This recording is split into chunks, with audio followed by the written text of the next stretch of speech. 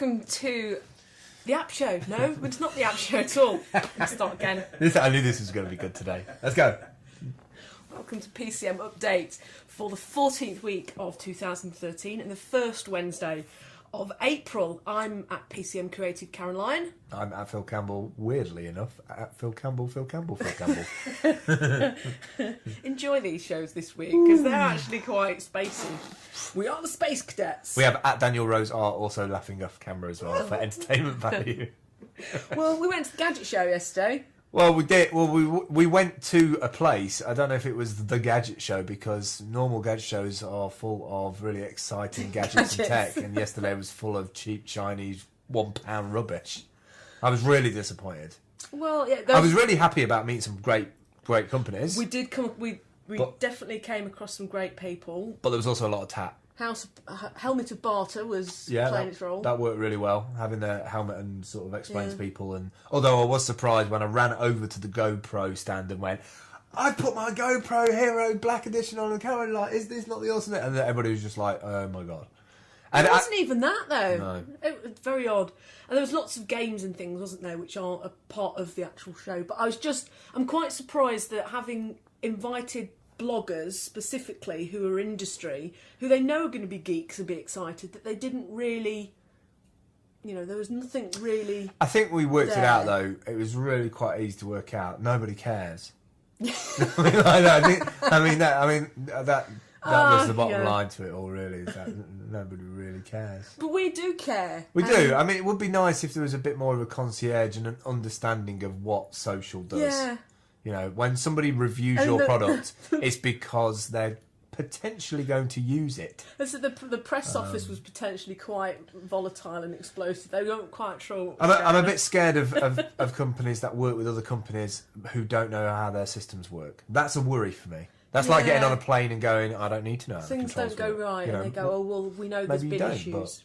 But Raspberry Pis and that was a terrible segue. Okay, the Raspberry Pis and caring, we're doing something sort of around Hockley. Yes, which is kind of us saying, well, this is what we really want to do for local independence. And what are we doing? Well, more than two things. But the first thing that I would say is that the low cost. So a lot of people might have heard this thing called the Internet of Things. Which is the next big thing I think is coming, which is sort of anonymous sensors, data collection in and around companies, cities, businesses, like Fitbit's quantified self, all of that information, all that data about who we are and what we're doing as human beings using technology. And from our perspective of social interactions between people, there is a bunch of independent stores across Nottingham that we frequent quite a lot. So Jack Craig's and Hartleys and a bunch of others. Hashtag Soup of the Day. And hashtag for the win. And I just think it makes social sense now that the pricing point of technology has got to a degree that we can roll this stuff out fairly cheaply, that we can do social signage. That's what I'm sort of terming it as, in terms of putting a digital sign up, a monitor up with a Raspberry Pi attached to it, proliferate that across the city at various independent stores, and gradually build up to making a video channel for Nottingham and beyond. And it's giving back to our community, isn't it? Because they are awesome, these guys. They look after us. They're always happy and smiling, and they give us seats to blogging and Wi-Fi and power to plug our stuff into. It's not just that. It's that if I was running a coffee shop, a coffee bar, I'd want to run it like they do, which is they give thought to the fact that today was a perfect example. I was sitting there having dinner, and this woman come in with her son, and she was super excited because she said to her son on the way out, "Mummy can eat her sandwich with you as well today because she's got a gluten-free sandwich." So she normally goes into sandwich shop and buys a sandwich for her son, but now she's bought one as well because she could have gluten-free. And she was super excited about the fact that they could have a shared experience of having a sandwich. And, people who think connecting the service, the work, the ethic, the product all together, and not just consuming, not just being part of a service industry of going into a place and going, thank you very much, and off I go. The social ramifications of us existing together from provider to consumer, I think those are important areas. We shouldn't be just marketed at. We should be, we should have this social glue, if you like, and that's what we're trying to do. Well, it's all part of Seller 54. I mean, we did a series of shows, and Rob Willmott did an entrepreneurs show and interviewed various people. He did, yeah. And he's been in touch again recently, hasn't he? Yeah, it's quite weird how these things pop up. I just put out a tweet about 3 o'clock on a Friday afternoon saying, is it all right for me to go to beer now? If it's all right for me to go drinking beer now? It's beer o'clock! And his beer trolley responded, which freaked me out.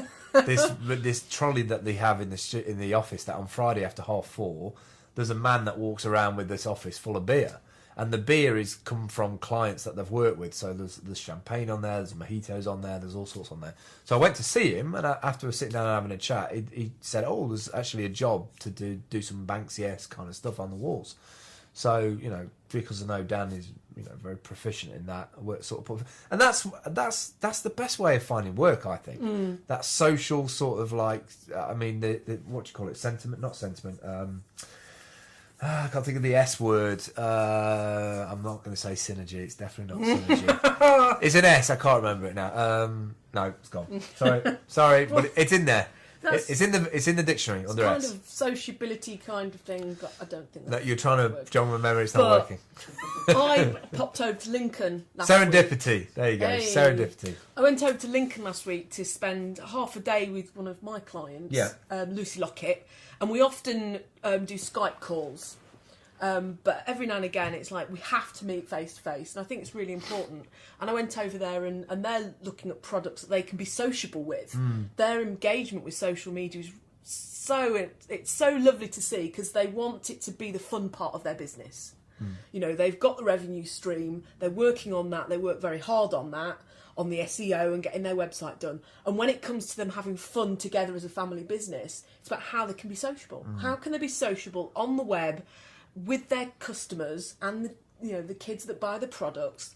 And they also like to question and do some sort of useful outreach. And we've looked at web safety, and they've also now looking at finances for kids. They've got a new money box, and along with the money box, the marketing campaign is going to be about, does your children know about savings, and why you would buy a money box and why you would save money. I think it's awesome. And I really love the way they try and tie some of their products in to making sure, little people with big imaginations. Sociable responsibility. I mean, like, having kids understand money at that age, I had no idea. I still had my finger up my backside at 5 years of age.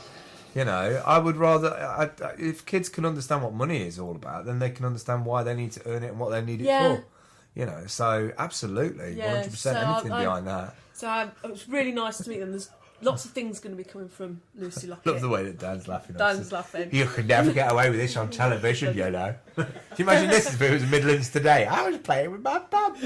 Right, said it twice as well for double impact. Right, where are we at? But as I said, I'm sorry, Leah, that you're ending up coming on after this bit, but you had a meeting with with Leah Mason. I did. Today. I did. She's a lovely woman. We had a good chat. EvaGreen.com. Yeah, we had Eva Green Designs as well on Twitter. Yeah. We talked about different fabrics and felts, and the felts are actually not going to. So backtrack a little bit. We're making some pillows. We're making some geeky pillows for the studio, but also bigger than that, she does a bunch of products already. That's nice. The things that I've seen of hers are the roses. So if you're a musician and you're getting married, you can have your roses made out of sheet music. Nice. And the great thing about them is that they last forever, as long as you look after them. Yeah. They won't wilt afterwards, and I just love it. But, So so I basically got in touch with her and said, I want to make these pillows. How can we do it? She's already priced things up. We've also factored in the amount of time it takes her to make it, how much we can make out of a metre, and she brought in some test material. We're not going to do the pillow in felt. We're going to do the pillow in this really nice fleecy, really nice actually. It's a bit more expensive, but it's still within cost. And then the felt on top of the fleecing. So the fleecing is nice and washable, whereas the felt wouldn't be. So, and we've also found the filling is we can get the filling from IKEA for a reasonable price as pillows. But we just need to check where the filling comes from for IKEA, because we want it to be not just about Leah's making us some pillows. We want the whole story. Yeah. And because she's got 2 kids and one of the kids is going to a bigger school in September, it's about how can she do a business from home and the story about that and where she does it. Because a lot of people sort of do them in little sheds down the garden and they've got it all set up, whereas she might be next to a washing machine and a coffee. And we talked about that story, and we want to sort of capture that. So great chat. Can't wait to do stuff with her. Well, our final little bits, we've got a series of events coming up over the next 7 days. We've got TEDx Lace Market Change, Yes. which is at the Lace House over the road from Lace Market House, Which you're going to miss. Stony Street. Which you're going to miss. Possibly, yes. But TEDx Lace Market Change, check out TEDx Change for the live stream, because it is going to be available from tomorrow, I believe. There's also on Friday the 5th, Open Link, which is the last get-together of the informal chat about the Creative Quarter. And we're going to try and record a little bit of a podcast so that everyone can go around the room and say what their expectations, what's disappointed them, what they've learned, what new things have come out of it.